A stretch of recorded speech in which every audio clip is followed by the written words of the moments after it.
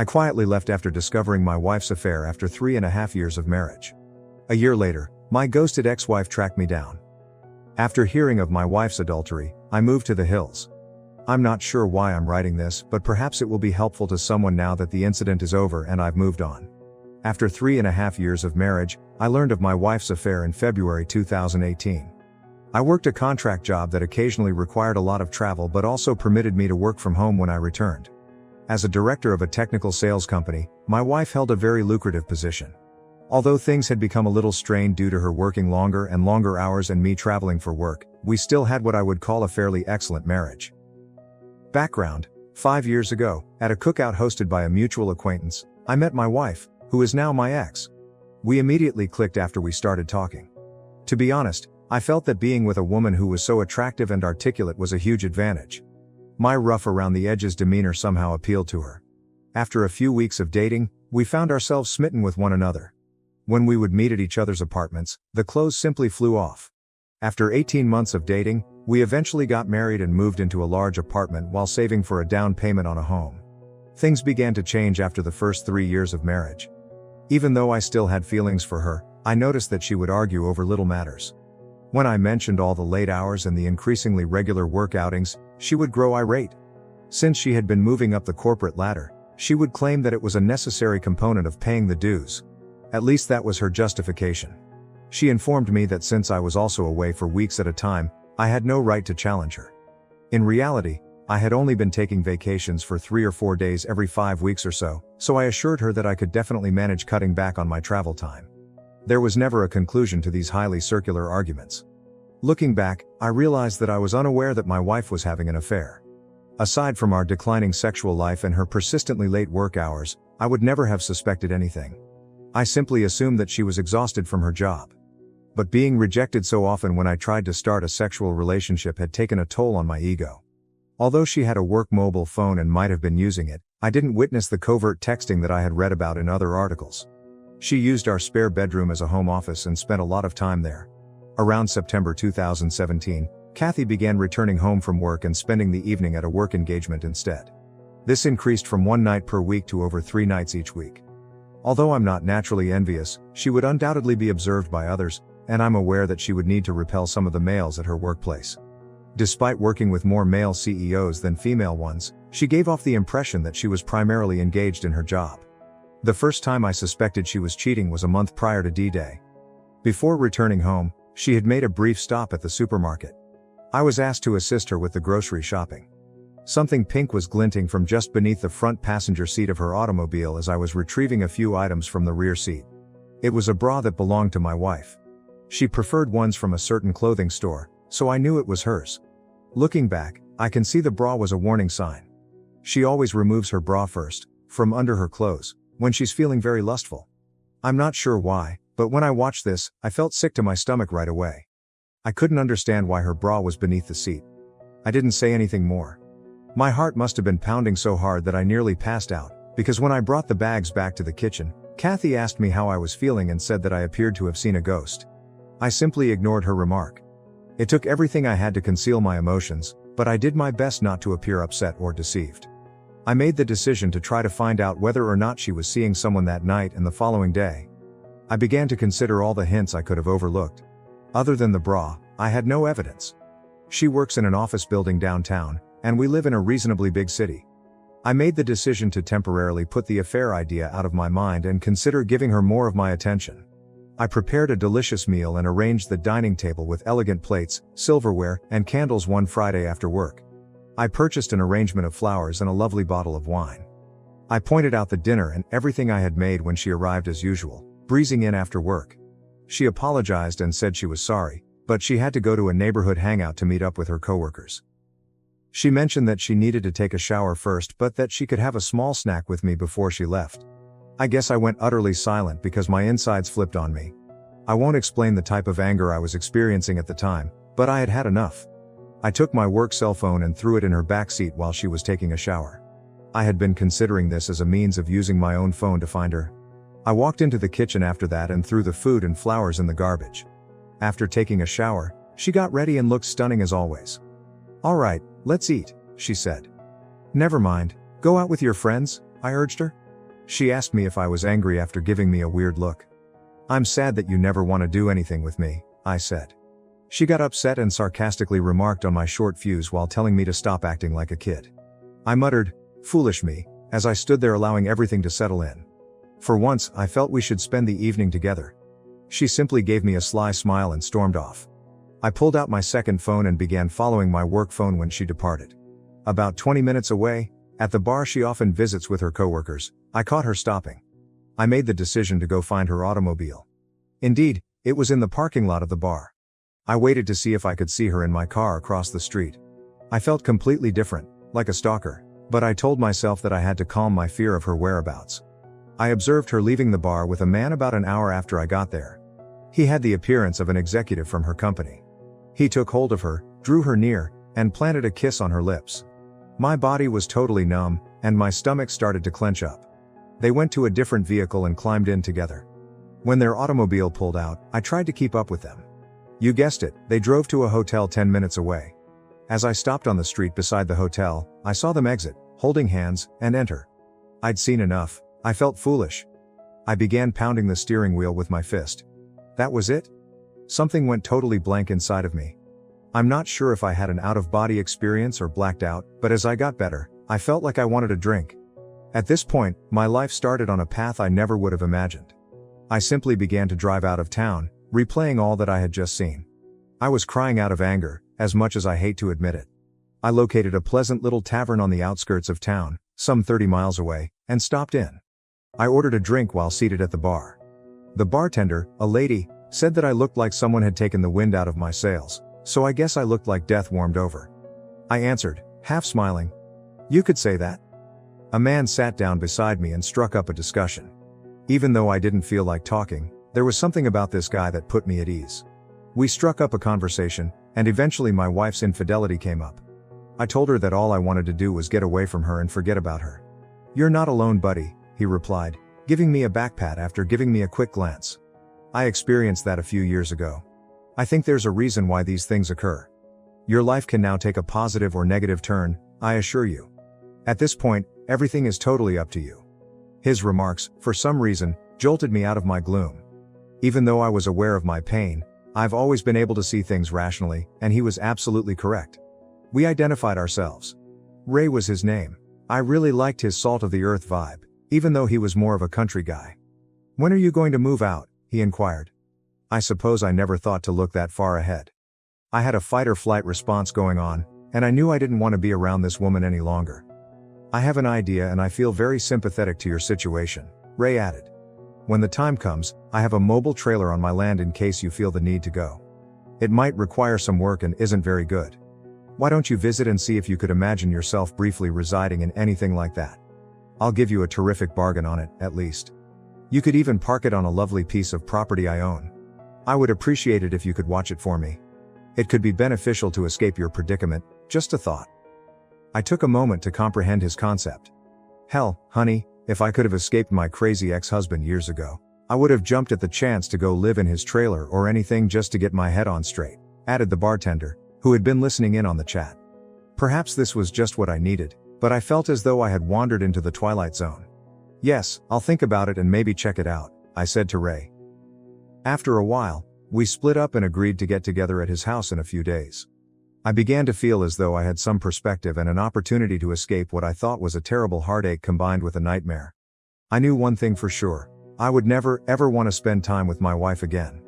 I find cheating to be so disgusting, and it has always been the one thing I thought I would never put up with.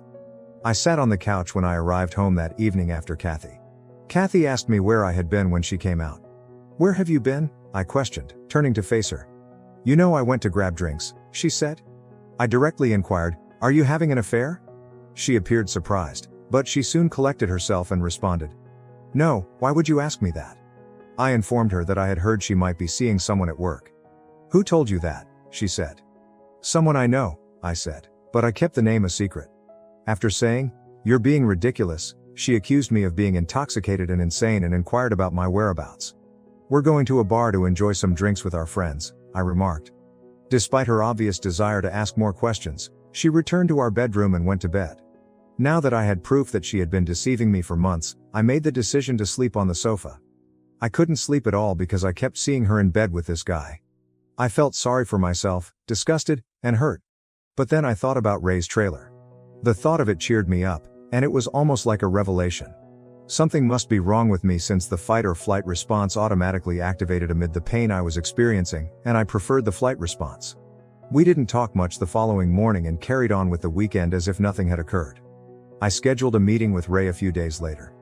I noticed that Ray had a lovely ranch when I got there, and the trailer was actually quite nice, about 26 feet long and fully furnished. It brought back memories of a fun spring break trip I took with pals while I was in college. Ray accepted the money I offered him for the trailer. To be honest, I almost took it from him. I drove over to see his ranch property after he gave me directions. There were hiking and biking paths close by, and the area was lovely, with lots of trees and scrub vegetation. Ray had a little cabin on a hilltop overlooking the property, with electricity and water accessible for the trailer, and it was close to the foothills of some mountains. Ray promised to set up the trailer for me and pull it to the location. I tried to get Kathy to come clean over the course of the following few weeks, but all I got was gaslighting. I even bluntly warned her that there would be no turning back if I discovered she was cheating. As a result, she became even more engrossed in her affair fog, and began to lash out at me with denials. I nearly laughed at how awful the denial was. I scolded myself for not capturing pictures of the two of them, and I had no tangible evidence that she had cheated. I decided that I wanted to leave this marriage after going through this emotional anguish. Instead of communicating my feelings to Kathy, I simply began planning. While she was at work, I started quietly removing my possessions from the apartment and transferring them to the trailer. At least I felt like I was doing something about it. I saw a difference in Kathy during this period. Although she had been behaving more politely toward me, I believed it was too little, too late. I felt I needed a break too, so she kept going on company outings, after work. One night, I got ready too, just as she was leaving. After glancing at me, she inquired about my destination. All I said was, meeting up with some friends. You wouldn't enjoy all the shop talk, and you don't know them? I interrupted her as she began to ask more questions. She used to say precisely this to me whenever I asked if I might accompany her on office excursions. All right, have a good time, she added, with a somewhat offended expression. I definitely will, I replied. I began making new acquaintances while working on the trailer and hanging out with Ray at the bar. I felt better after spending time with Ray's wonderful family and friends. I also made the decision to cut back on my drinking because I didn't want to form any unhealthy habits. I knew better than to drown myself in sympathy, even though it would have been so simple. At this point, Kathy informed me that the next week she would be traveling for work. She stated the executive team and a few department heads were going when I inquired who was going. I hope you have a great time with your boyfriend, I added, glancing at her. I immediately regretted saying that because it sparked a furious argument. Although, as Ray had informed me, it didn't really matter, I now regret not knowing more about her affair partner, AP. It doesn't matter who the other guy is, Ray replied. The fact that she chose to leave you is all that matters. She destroyed the marriage, whether she admits it or not, brother, facts are facts. Ray ought to write a book for the betrayed. Damn it. I had the ideal opportunity to move out entirely during Kathy's work vacation. When she was gone, I collected everything valuable that was mine, including clothes, laptops, and equipment. I didn't take any shared goods or furniture. I left a note before I left. It was a lengthy explanation at first, but I chose to make it brief. I wrote, I hope it was worth it on a piece of paper. On top of the note on the kitchen table, I set my wedding ring. I felt like a great weight had been lifted as I left. I was liberated. The hurt would take time to heal, and there would be baggage to cope with, but I had started.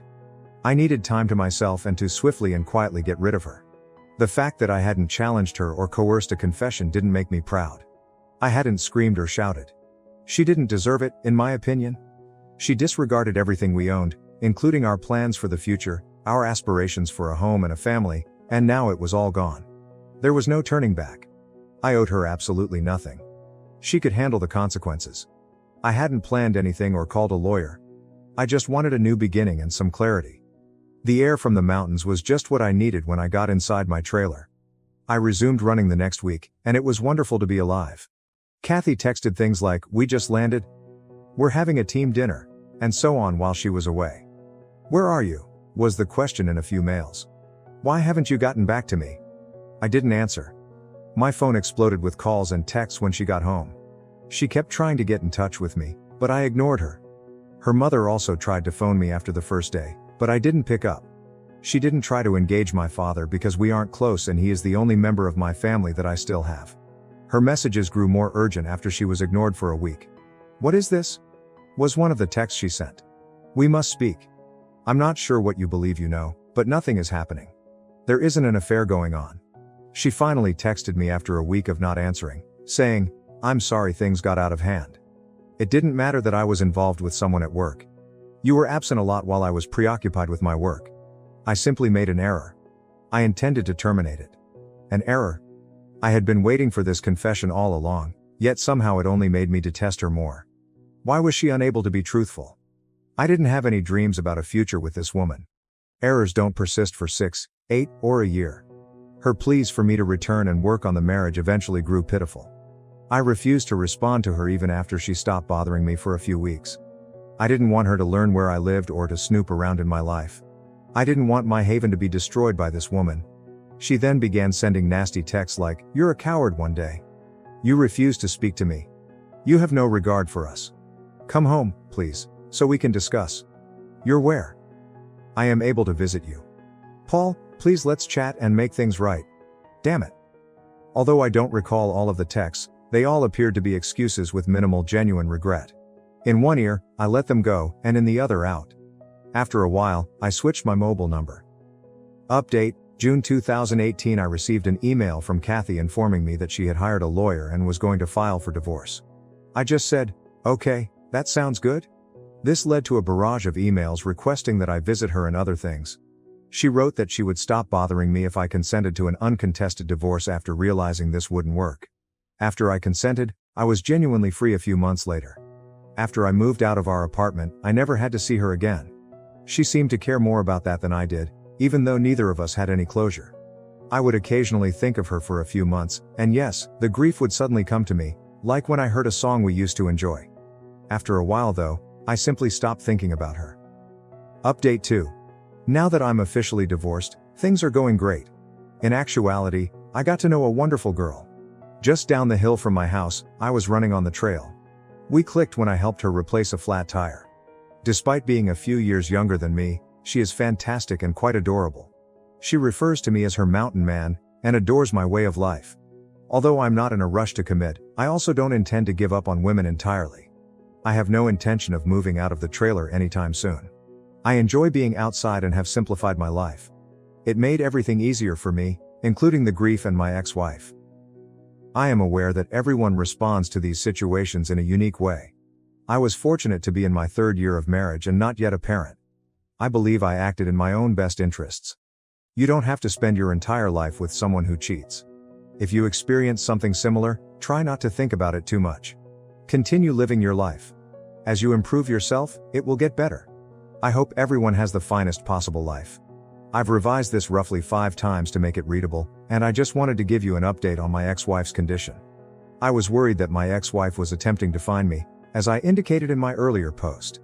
I left our previous residence, which was around 2 hours away. I ran into her last weekend at a coffee shop I often visit in the town close to my home. It didn't seem like a coincidence to me. Fortunately, I managed to get away before she noticed me. Third update, I went into town this past weekend to get groceries and made a stop at my normal coffee establishment. I was utilizing their free internet to work on some paperwork for work. I finished and walked out of the coffee shop. I was on my way to my pickup when I heard someone shout, "Paul!" When I turned to look across the street, I saw Kathy. I was being waved at by my ex-wife. Finally, Armageddon had arrived.